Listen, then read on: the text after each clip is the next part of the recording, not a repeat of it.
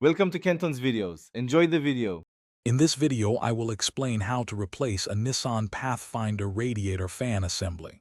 First, gather your essential tools like a ratchet set, various wrenches, and a new fan assembly. Always disconnect the negative battery terminal before starting any work to ensure your safety. This crucial first step prevents accidental electrical shorts and protects your vehicle's electrical system. Have a drain pan ready.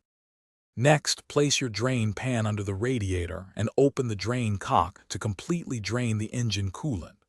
Once the coolant is drained, locate and disconnect all electrical connectors attached to the fan assembly. Carefully remove any upper radiator hoses or other components that might be obstructing your access to the fan shroud mounting bolts.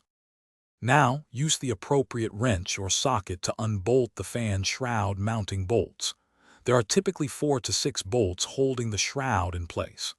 Once all bolts are removed, carefully lift the entire old fan assembly out of the engine bay.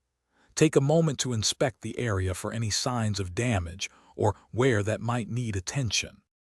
Finally, carefully lower the new radiator fan assembly into position, ensuring it seats correctly.